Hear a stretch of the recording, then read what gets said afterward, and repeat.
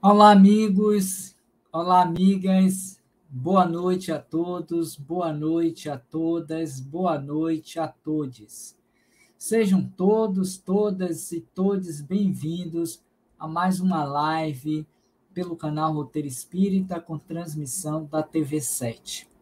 Que bom tê-los e tê-las aqui conosco mais uma vez, na noite de hoje, do dia 17 de 4 de 2023, nessa segunda-feira, a partir desse momento das 18h30, para mais uma leitura comentada do livro Exilados da Capela.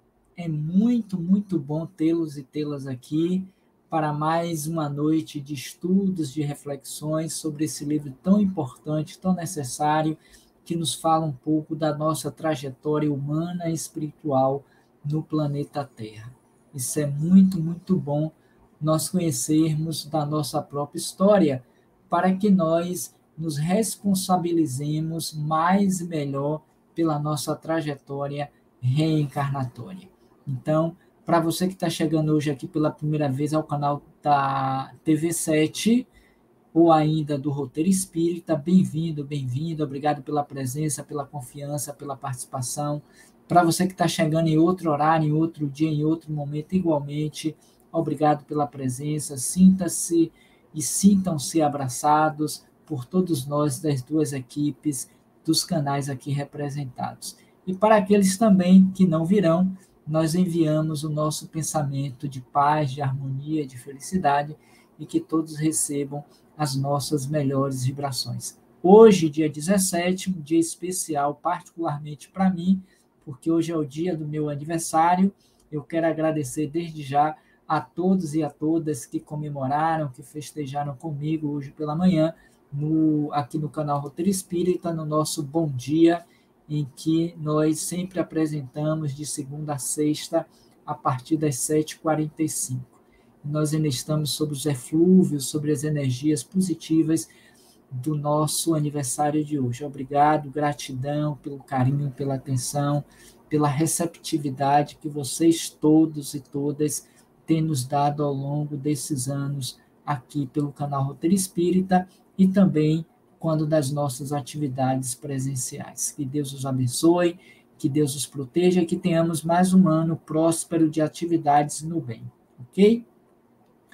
Hoje, dia 17, então, aqui na leitura comentada do livro Exilados da Capela, nós vamos ver as tradições espirituais da descida. Na semana passada, na sexta-feira última, nós falamos sobre as reencarnações punitivas e hoje vamos falar um pouquinho sobre essas tradições, ok?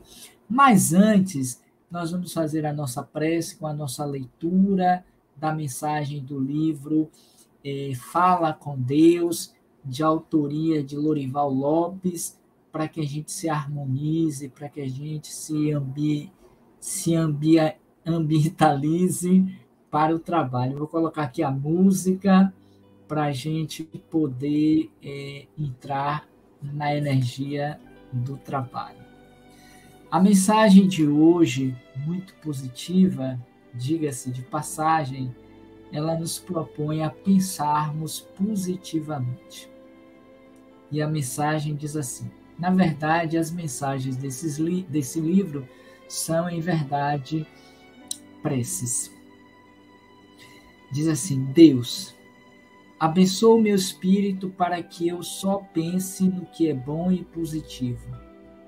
Às vezes, o meu pensamento vagueia, detém-se em coisas sem proveito, sem objetivos fora de propósito, em planos que não são bons, perdendo a continuidade do exercício da esperança e do amor. Para firmar a mente em assuntos proveitosos que resultem em alegria para o meu interior, estou com meu pensamento em ti. Vejo-te com as mãos estendidas sobre mim, das quais saem bênçãos. Essas bênçãos, como jorros de luz e paz, ao tocarem o meu ser, trazem clareza de raciocínio, alegres emoções e equilíbrio mental. Com essa energia esclarecedora, essa força, esse alimento poderoso, vou sempre estar disposto a pensar com segurança e a deixar-me preencher com ideias agradáveis e felizes. Obrigado, Deus. Muito obrigado. Eis aí uma boa mensagem, uma boa prece para repetirmos tantas vezes quanto necessário. Pensar positivamente. Então, aproveitemos desses instantes iniciais para pensarmos positivo, falando com Deus. Sendo assim, convidamos a todos a elevarem o pensamento até Ele, nosso Pai Celestial, rogando a Ele bênçãos de luz e de paz para todos nós que aqui nos encontramos, desejosos do aprendizado, não apenas do assunto que hoje discorreremos, mas sobre tudo quanto possa nos esclarecer, possa ampliar a nossa noção de vida, de mortalidade, para que nos aproximemos, Pai, mais rapidamente de Ti.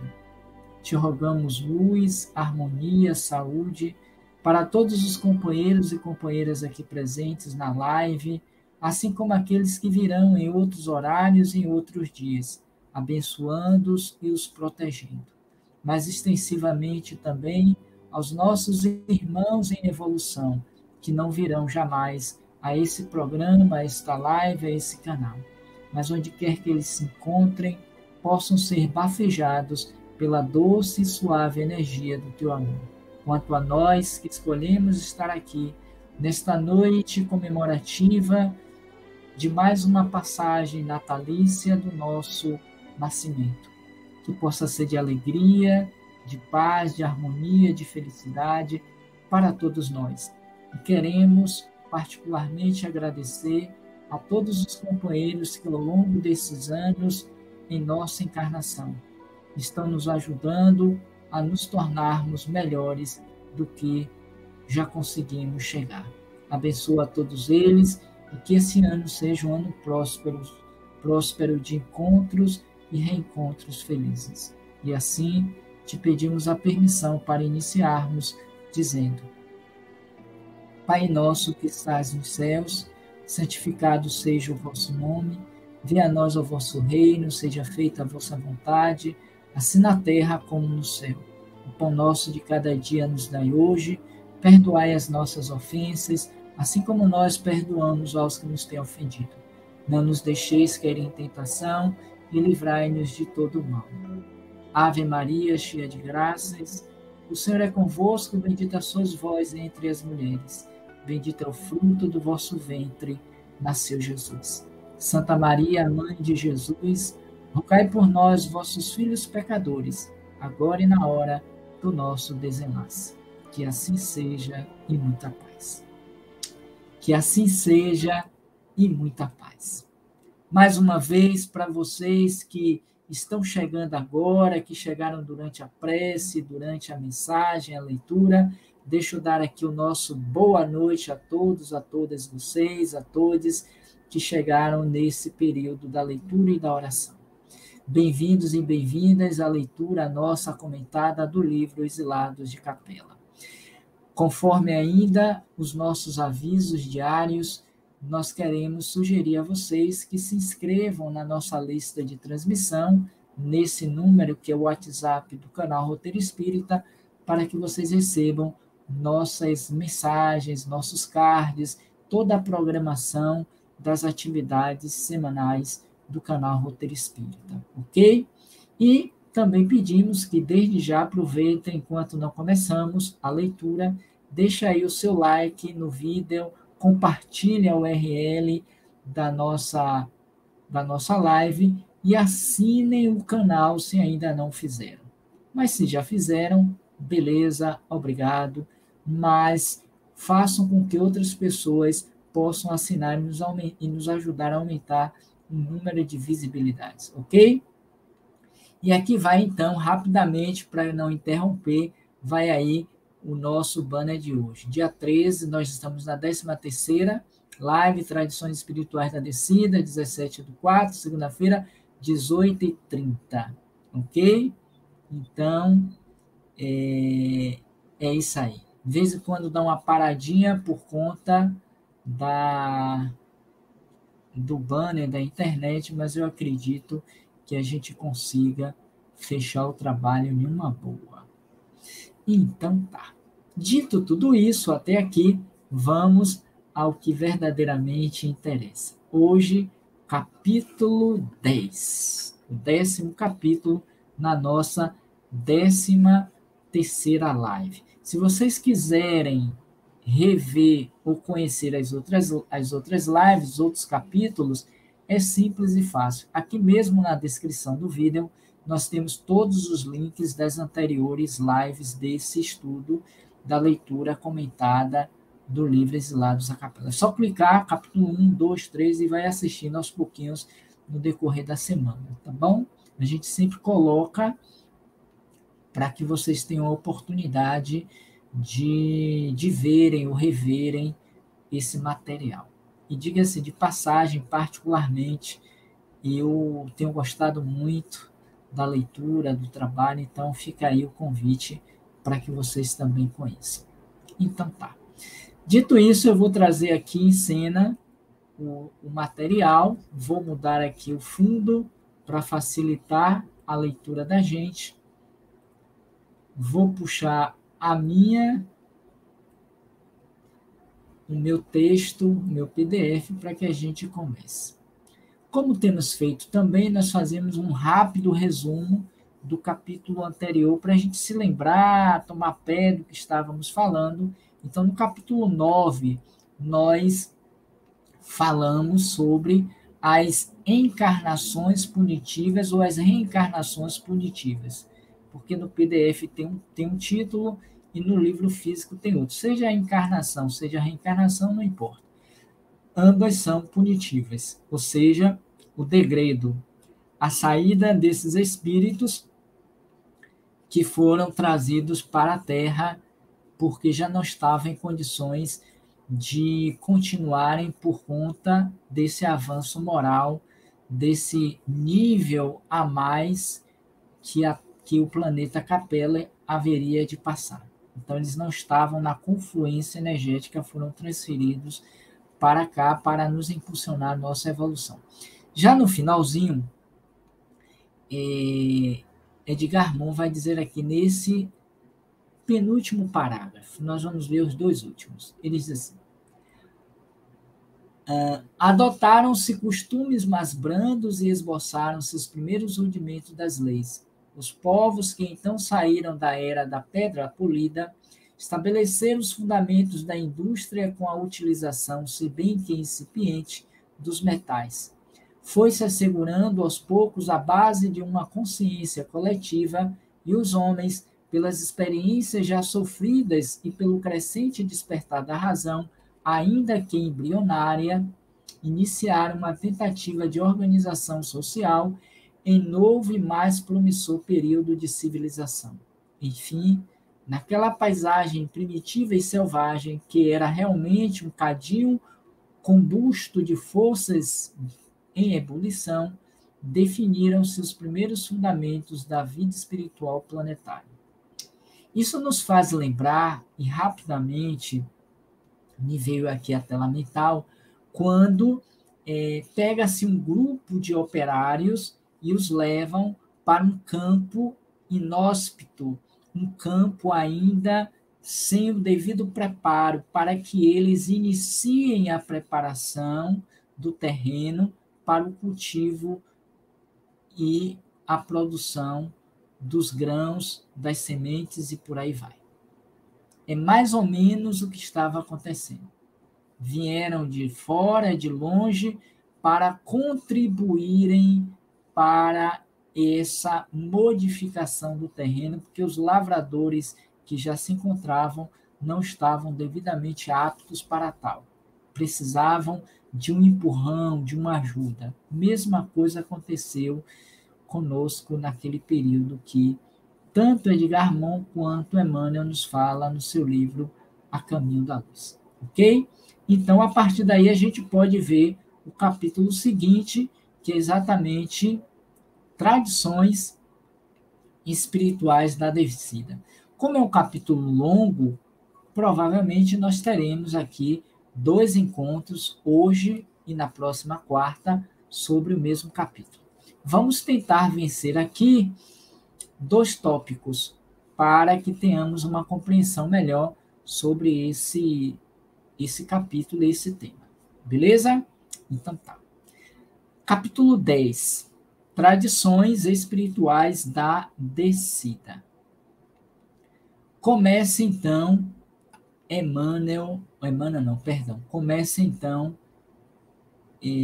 Edgar Morin a falar o seguinte para nós. Okay. Ele diz assim: nada existe que saibamos nos arquivos do conhecimento humano que nos dê desse fato remotíssimo e de tão visceral interesse a saber, o da miscigenação de raças pertencentes a orbes siderais diferentes, revelação tão clara e transcendente como essa que nos vem pelos emissários da doutrina espírita, tanto como consta em seus primeiros anúncios da codificação kardeciana e das comunicações subsequentes de espíritos autorizados, como agora desta narrativa impressionante de Emmanuel, que estamos a cada passo citando.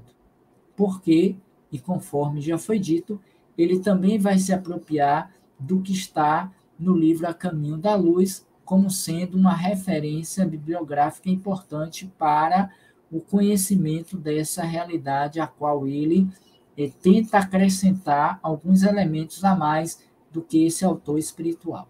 Lembrando e dizendo que a ciência humana não traz consigo esses dados e essas revelações, porque não tem como apreciar, não tem como validar por conta do próprio tempo e também porque não existem subsídios reais, fatos que comprovem todos esses dados. Aí fica uma questão mesmo da crença. Mas seguindo, ele ainda vai nos dizer: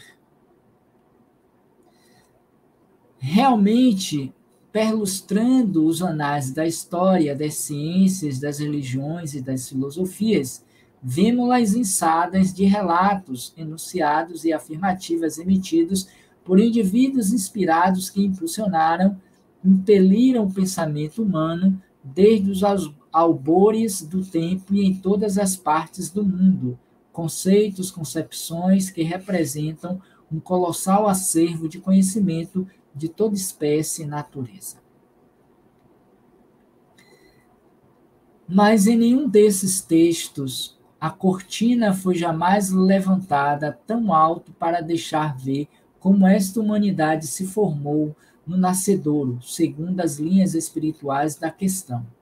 O espírito humano, por isso mesmo, e por força dessa ignorância primária, foi se deixando desviar por alegorias, absorver e fascinar por dogmas inaceitáveis, teorias e idealizações de toda sorte, muitas realmente não passando de fantasias extravagantes ou elucubrações cerebrais alucinadas.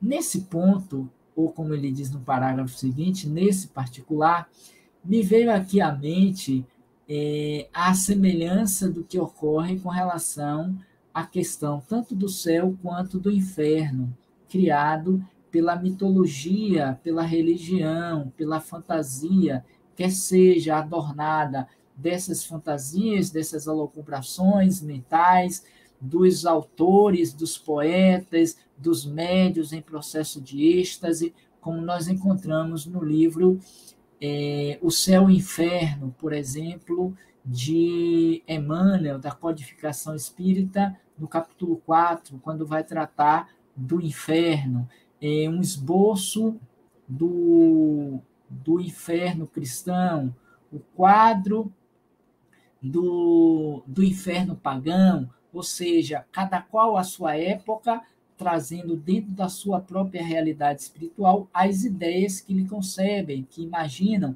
mas que isso não quer dizer necessariamente que sejam dessa forma essas ideias e essas visões. Então tem muito mais do fantasioso, do místico, do que propriamente de real. Então, essa fala assemelha-se, penso eu, também a esse esboço que se criou tanto em torno do céu quanto do inferno.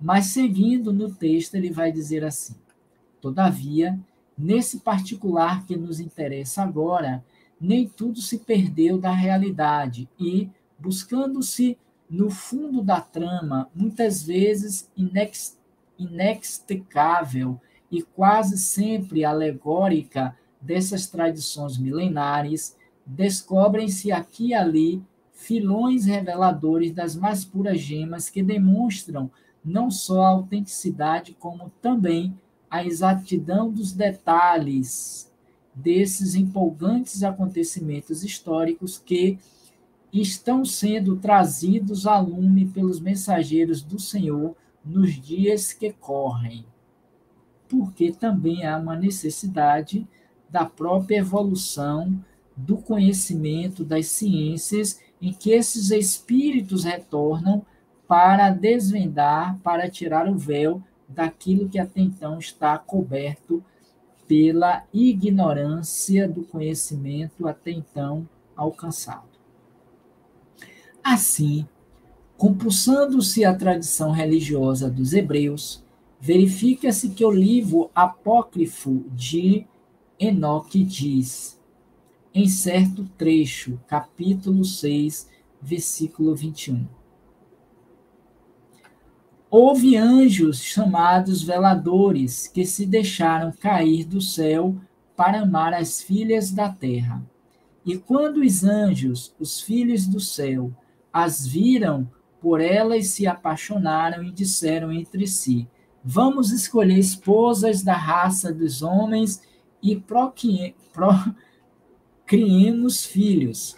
Então seu chefe Zamiasa lhes disse: talvez não tenhas coragem para efetivar esta resolução, e eu ficarei sozinho responsável pela vossa queda. Mas eles lhe responderam: juramos de não nos arrepender e de levar a efeito a nossa intenção. E foram 200 deles que desceram sobre a montanha de Armon. A partir de então, esta montanha foi denominada Armon, que quer dizer montanha do juramento. Desses consórcios nasceram gigantes que oprimiram os homens. Eis os nomes dos chefes desses anjos que desceram: Samiasa, que era o primeiro de todos, Uraquibaramel, Azibel, Tamiel, Ramuel, Danel, Amarazaki, Aziquel, Saraquinial, Armis, Batral, Anami, Zavelel, Sansavel, Entrael, Turel, Jomiel e Aracial.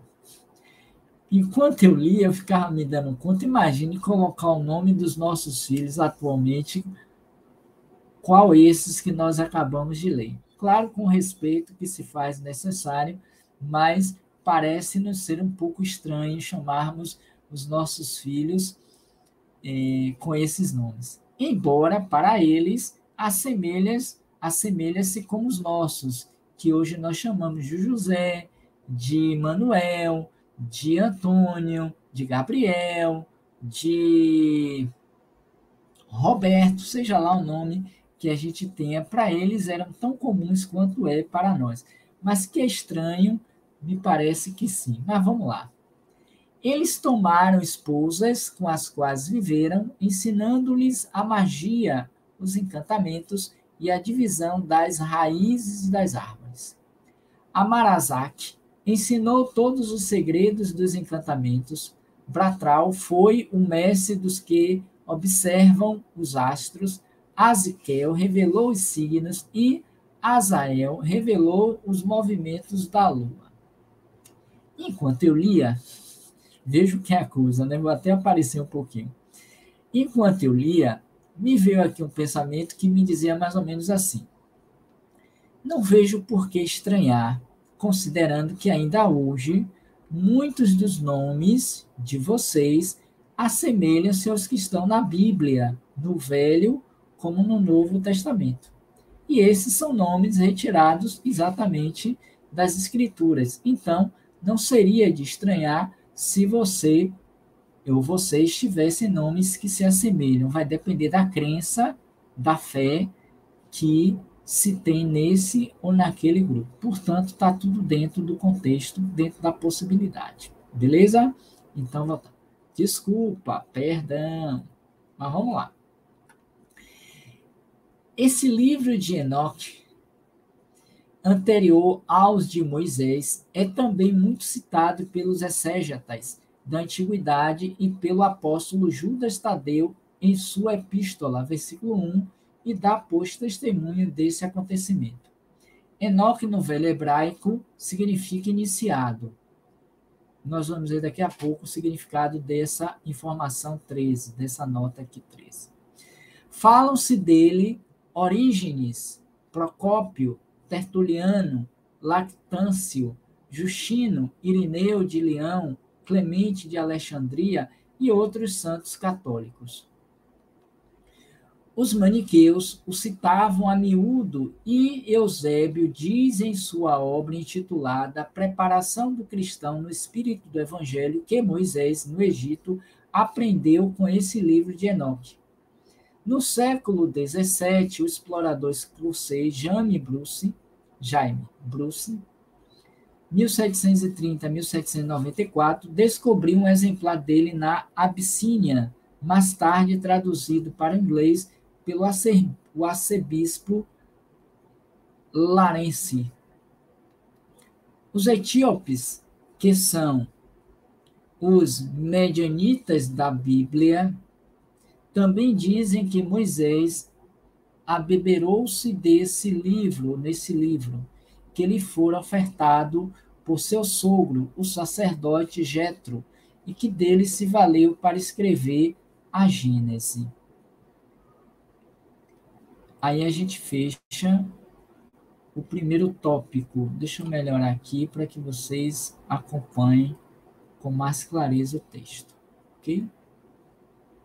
Então, até aqui, gente, no primeiro tópico, apareceu um pouquinho mais, a gente vê exatamente que Edgar Moon veio mostrar que, em que pese a falta de conhecimento da ciência quanto a essa época, essas revelações, mas que muitos desses homens, imbuídos de bom senso, de um desejo sincero de conhecer, trouxeram alguns vestígios, algumas ideias, alguns textos que eles descobriram ou que eles imaginaram, pesquisaram a respeito dessa época. E nos apresenta nesse texto bíblico de que isso era possível, porque vários livros que se encontram no livro sagrado vão referendar em uma visão mítica, mitológica, em uma visão metafórica, a revelação desses povos desta época. Ok? Então não tem nada de absurdo, nada de incoerente, de incongruente. Ok? Tópico 2. E esse último aqui é interessante para a gente ver também que nada começa-se do nada, sempre tem um ponto de partida a partir daquilo que já foi trazido, apresentado, escrito por outros. É quando Edgar Moon vai trazer aqui no último parágrafo. Os etíopes, que são os medianitas da Bíblia, também dizem que Moisés abeberou-se nesse livro que lhe fora ofertado por seu sogro, o sacerdote Jetro, e que dele se valeu para escrever a Gênesis. Quando a gente ouve essa informação aqui, e que dele, do livro, se valeu para escrever a Gênesis, dá uma ideia de que não foi Deus que escreveu o livro. Porque acredita-se, para aqueles que acreditam, que a Bíblia foi escrita por Deus. E aqui demonstra que não foi tanto por Deus. Talvez pela inspiração de Deus, porque ele, Moisés, era um médium. Mas não quer dizer obrigatoriamente que foi Deus que escreveu. Tópico 2. Os Jubileus, outro livro muito antigo dos Hebreus, acrescenta que os veladores vieram à terra para ensinar aos homens a vida perfeita, mas acabaram seduzidos pelas mulheres encarnadas. Nem vou entrar no comentário, viu? Esse livro, também conhecido como a Pequena Bíblia, é considerado ainda mais antigo que o próprio Velho Testamento. Outro dado importante: os Jubileus, que é considerado como sendo a Pequena Bíblia, é considerado mais antigo que o próprio Testamento. Então a gente não pode acreditar que a Bíblia, o Velho Testamento, foi o primeiro livro escrito. Não tem fundamento, porque já existiam outros livros assim escritos. Na mesma tradição dos hebreus, vemos que Moisés, o filho de Termutes e sacerdote do templo de Memphis, veio à terra com a missão Memphis, veio à terra com a missão de fundar com seu povo escravo, após sua libertação, a religião monoteísta e a nação de Israel, para que, no seu seio, único então considerado preferível, descesse mais tarde ao planeta o Messias Redentor. Moisés também se referiu ao transcendente fato e o consignou na sua Gênese para que a posteridade fosse assegurado mais esse testemunho de sua autenticidade. Então, Moisés já tinha uma noção da vinda, da chegada do Messias Redentor. O item 13, que é a nota de rodapé que nós vimos lá em cima, diz assim: a tradição diz que escreveu uma cosmogonia conhecida como Livro de Enoque e acrescenta que era tão puro que Deus o fez subir aos céus com vida. Para falar sobre Enoque. Verdade ou não, não sabemos, mas tem referência e tem fundamento para eles. Realmente, velada embora pela cortina da alegoria, lá está um acontecimento descrito na primeira parte da narrativa, quando o profeta conta a criação do primeiro homem, sua queda e ulterior expulsão do paraíso do Éden. Esse mesmo empolgante sucesso histórico, Emmanuel agora nos relata 4 milênios após, de forma objetiva e quase minudente, conquanto cingindo-se unicamente ao aspecto espiritual do problema. pois ele mesmo adverte, referindo-se às finalidades de sua obra já citada aqui. Não deverá ser este um trabalho histórico. A história do mundo está compilada e feita.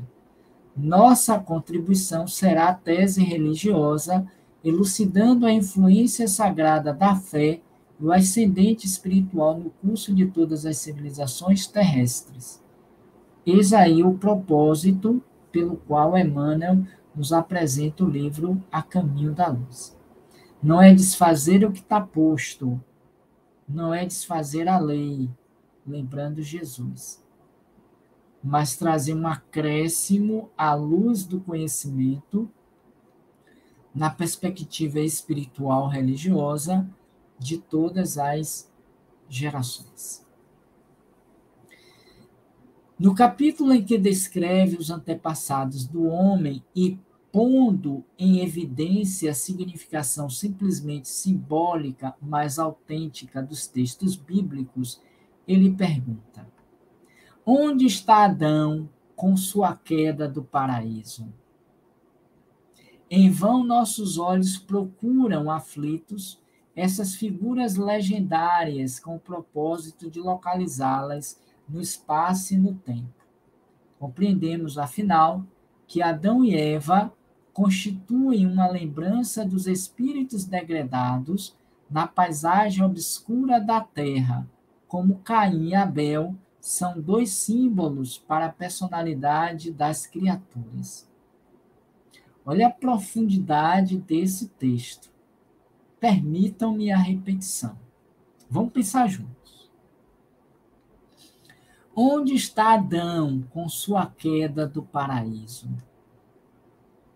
Em vão, nossos olhos procuram aflitos essas figuras legendárias com o propósito de localizá-las no espaço e no tempo. E certamente não as encontramos. Compreendemos, afinal, que Adão e Eva constituem uma lembrança dos espíritos degradados na paisagem obscura da terra, como Caim e Abel são dois símbolos para a personalidade das criaturas, o que muito provavelmente também não existiram, de acordo com a interpretação que Emmanuel traz no texto.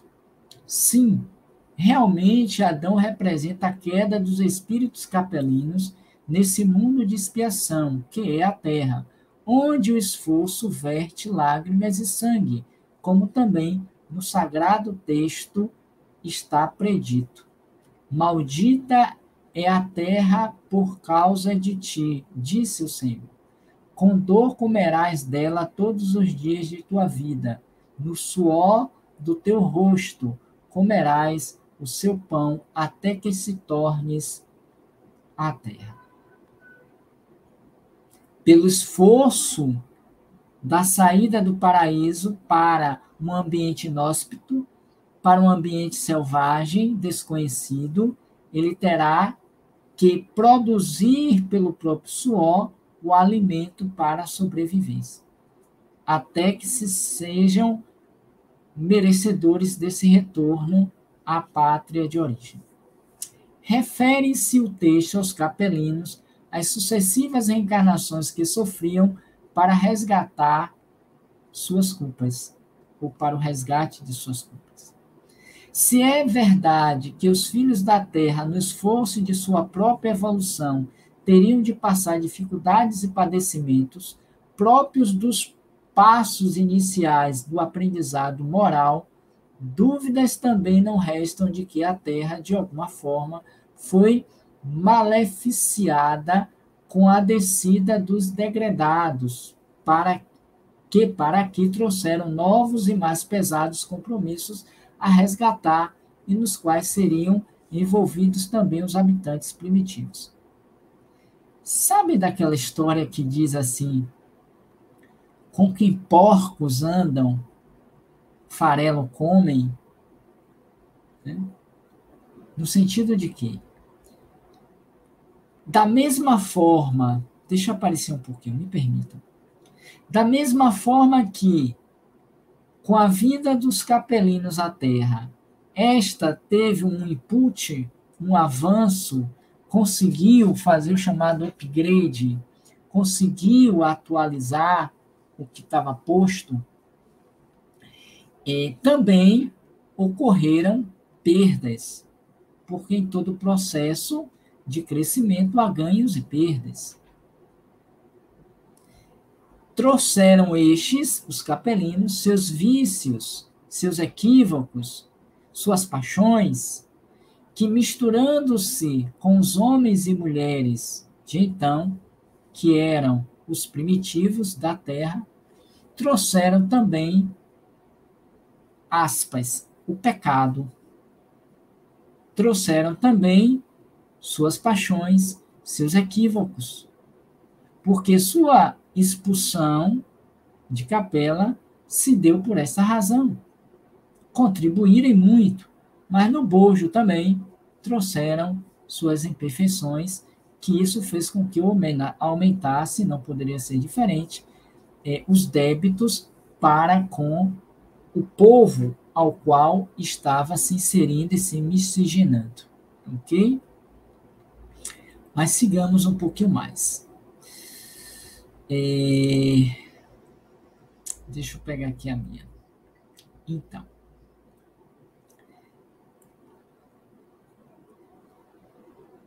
Ele vai dizer aqui: compreendemos, pois, pelos textos citados, que as gerações de Adão formam as chamadas raças adâmicas vindas da Capela, designação que o esoterismo dá, segundo seus pontos de vista, aos espíritos que formaram a primeira raça-mãe, na fase em que, não possuindo corpos, forma e vida, não podiam encarnar na crosta planetária, o que é muito diferente. Entenderam? Então, compreendemos, com a permissão de vocês, a repetição, pois, pelos textos citados, que as gerações de Adão formam as chamadas raças adâmicas, por isso de Adão, vindas da Capela, designação que o esoterismo dá, segundo seus pontos de vista, aos espíritos que formaram a primeira raça-mãe, na fase em que, não possuindo corpos, forma e vida, não podiam encarnar na crosta planetária, o que é muito diferente. Ou seja, a raça adâmica não se deu propriamente na Terra. Adão não passou por aqui. O esoterismo adota esta suposição para poder explicar a vida da mônada espiritual na sua fase evolutiva. Mas, como temos explicado, para nós essa fase cessa no reino mineral e, a partir daí, a mônada começa a sua evolução, não no astral terreno, mas adstrita ou integrada mais ou menos nos reinos inferiores, mineral, vegetal e animal. Somente após terminar suas experiências nesse último reino, animal, penetra a mônada no estágio preparatório do astral terreno, em trânsito para as suas primeiras etapas no reino hominal ou humanal. Qualquer dessas fases dura milênios. Vamos anotar? Qualquer dessas fases, mineral, vegetal, animal, dura milênios. Como milênios tem durado a nossa fase hominal ou humanal. Porque a natureza, ou em a natureza, não dá saltos. Tudo é um processo de ascensão, de crescimento, para e passo. Por isso, a misericórdia divina nos dotou de possibilidade de reencarnar. A lei da reencarnação, ela responde perfeitamente à justiça divina. Sem ela, não teríamos como compreender o progresso e a evolução humana na Terra. E tudo quanto nós vemos e que ainda hoje a ciência e os religiosos não compreendem por que existem. Uns dizem que são fatores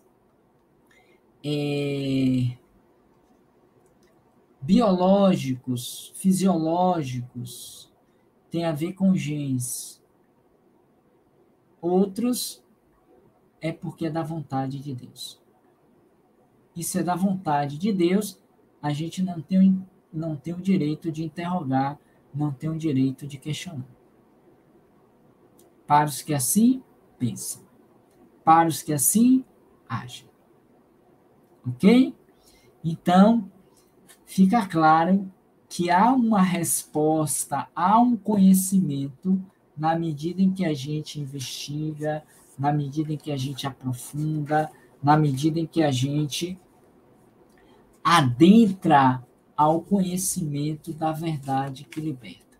E é por esta razão que Jesus vai nos propor: conhecereis a verdade e ela vos libertará. E a verdade não chega pronta, é um processo de aquisição, de merecimento que nós alcançamos ao longo das nossas multifárias encarnações.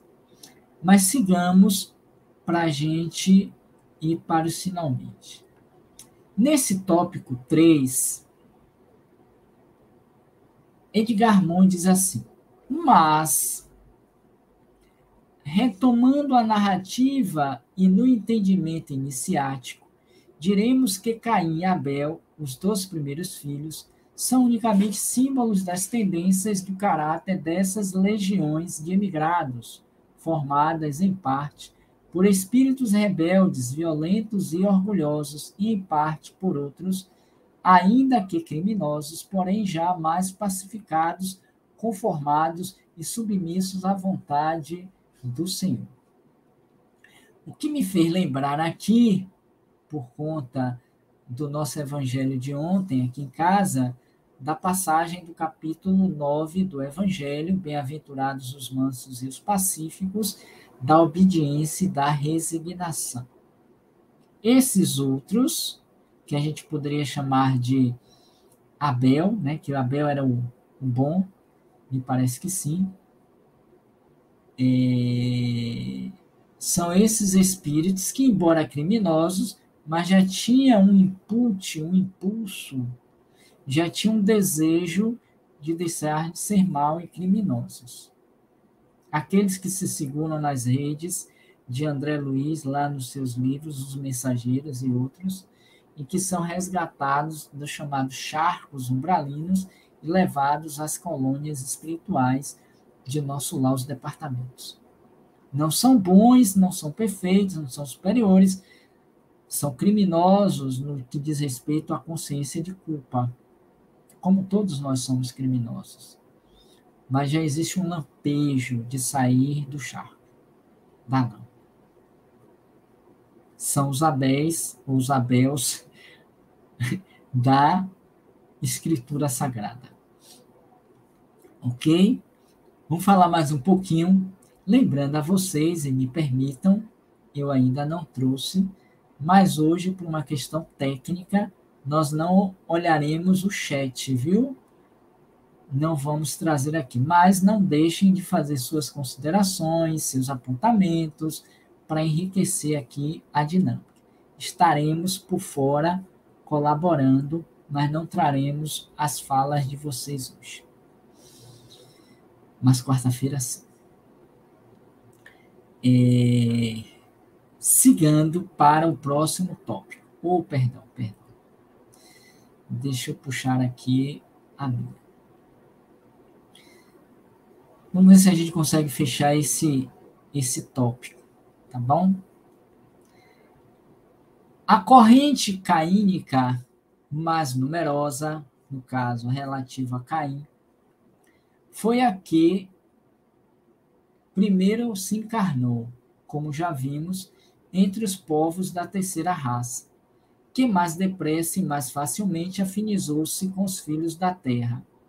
Os habitantes primitivos, vindo a formar sem contestação a massa predominante dos habitantes do planeta, naquela época, e cujo caráter dominador e violento predomina até nossos dias em muitos povos. Essa fala aqui me fez lembrar a pergunta de sexta-feira de Oxília, que certamente está aqui com a gente, quando ela nos perguntou se ainda existiam capelinos entre nós nesses dias. E eu estava me dando conta, viu, Oxília, e eu não pude responder a você ou dizer a você, que eu me considero também um desses capelinos que da corrente caínica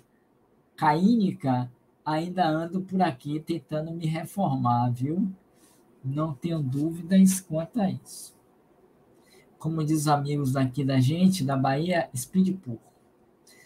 Como conta Moisés, e saiu Caim da face do Senhor e habitou na terra de Nod, da banda do oriente do Éden, e conheceu Caim, sua mulher, e ela concebeu e gerou Enoque, e ele edificou uma cidade. É fácil de ver que se Caim e Abel realmente tivessem existido como filhos primeiros do primeiro casal humano, não teria Caim encontrado mulher para com ela se casar, porque a terra seria então desabitada. Tem lógica, né? É, pois, evidente que os capelinos, ao chegar, já encontraram o mundo habitado por outros homens. Ponto. É uma extensão. Deixa eu aparecer um pouquinho. Essa fala de Edgar é uma extensão do pensamento de Emmanuel no livro A Caminho da Luz. Ele aprofunda, ele desenvolve um pouco mais aqueles conceitos que Emmanuel traz de uma forma mais teórica, mais reflexiva. Então, entende-se, vez por outra, que, ou vez por toda, e não por outra, vez por toda, que Caim e Abel, de fato, não podem ser considerados como os dois primeiros filhos. Como o próprio Adão também não, por conta desses próprios equívocos que a própria Bíblia nos traz. Agora, não quer dizer que a gente não continue acreditando ou aceitando, aí é uma questão de ponto de vista e de crença. Mas seguindo, ele ainda vai dizer: o texto significa que as primeiras legiões de exilados, saindo da presença do Senhor em Capela, vieram à terra encarnando-se primeiramente no Oriente, mesclando-se com as mulheres dos povos aí existentes, gerando descendentes e edificando cidades.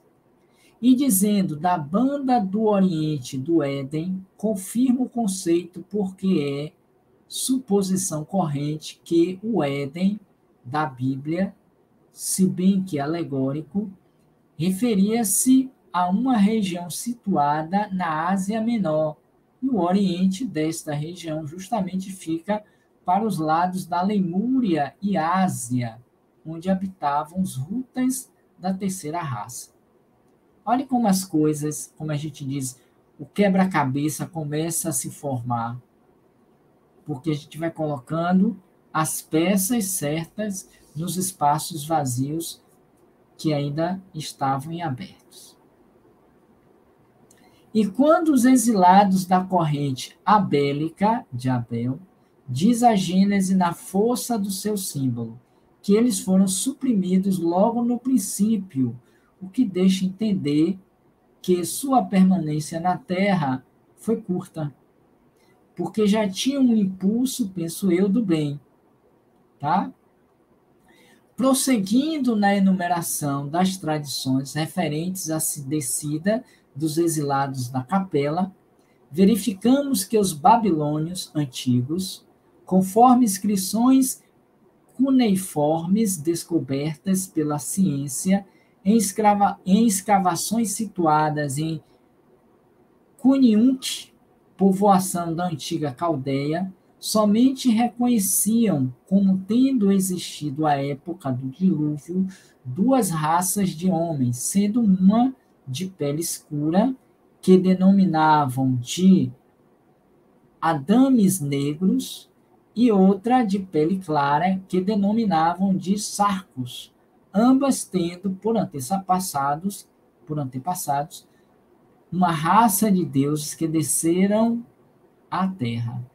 Ó, uma raça de deuses que desceram à terra, obedecendo a 7 chefes, cada um dos quais orientava e conduzia uma massa de homens. É quando Emmanuel vai direcionar esses 7 chefes, ou essas 7 raças, digamos assim, para regiões diferentes. Acrescentam essas inscrições que esses seres eram considerados prisioneiros da carne, deuses encarnados, e terminavam afirmando que foi assim que se formaram as 7 raças adâmicas primitivas. Deixa eu fazer uma confissão a vocês aqui. Só porque hoje é o meu aniversário, é o dia do meu aniversário. É para mim esse texto, ou esse capítulo, um presente, porquanto até aqui confesso a vocês que foi o que mais me tocou, que mais me sensibilizou, que eu mais gostei. Porque ele consegue, eu não sei se a palavra seria essa, mas eu vou usá-la. Ele consegue rasgar o véu, abrir as janelas e as comportas daquilo que não foi dito com tanta clareza, com tantos detalhes, em A Caminho da Luz, pelos outros capítulos anteriores, como também do livro anterior. E como isso é importante para a gente? Tira o misticismo, tira a fantasia, tira o véu que encobre de forma alegórica o que está na Bíblia. Aceitar isso é fazer um movimento revolucionário de valores de crença, a começar pelo nosso conceito de Deus. O Deus bíblico não é o Deus libertador de Jesus. Ponto. Isso está claro, mas é preciso que seja internalizado. Olha então que, reforçando, só para a gente encerrar, a gente vai parar aqui.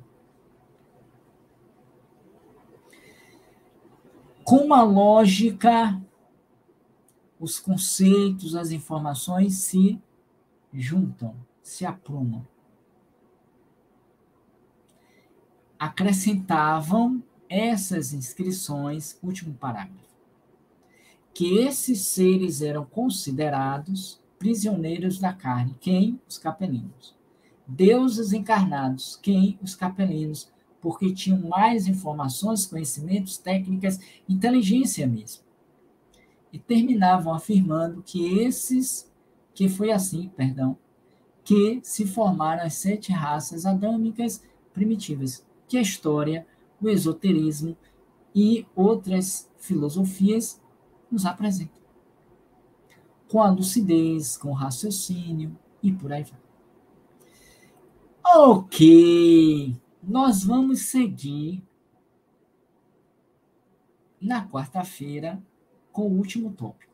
E vou pedir permissão a vocês, até por conta do tempo, para que a gente encerre aqui.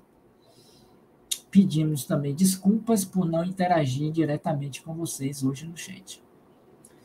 mas nos dá uma clareza e uma grandeza dessas tradições espirituais da descida.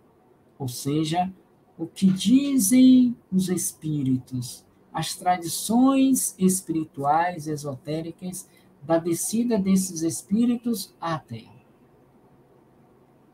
Cabendo a nós aceitar ou não e refletir ou não. Ok? Então eu quero penhoradamente agradecer a cada um e a cada uma de vocês aqui presentes, participando conosco desse momento que eu acho tão auspicioso, tão revelador, tão grandioso para nós, que é a leitura comentada do livro Exilados da Capela. Quarta-feira, dia 19, nós continuaremos com esse capítulo e o final dele, vendo o último tópico. Beleza? Então tá. Mais uma vez, obrigado pela presença, pela confiança, pela participação. Lembrem-se, para os que chegaram depois, e relembrando aos que já estavam, de darem um like na nossa live, de compartilhá-la e de assinarem os nossos canais. Façam isso como sendo um presente de vocês para nós do canal Roteiro Espírita. Amanhã, às 7h45, estaremos de volta no nosso, na nossa mensagem do dia, no nosso bom dia aí. Amanhã, dia 18, um dia especial, porque é o dia comemorativo à primeira edição do Livro dos Espíritos. E nós vamos comemorar juntos com a mensagem de Marta, Marta, Marta. Fica então aí a proposta de estarmos juntos. Amanhã, às 7h45, homenageando o Livro dos Espíritos. No mais, muita paz, que tenhamos todos uma noite de paz, de reflexão, de pensamentos positivos e de reflexões em torno dessas tradições espirituais da descida, da nossa descida para aqui a Terra. Ok? Então tá, vamos encerrar em nome de Jesus. Obrigado a todos e até amanhã, se Deus permitir.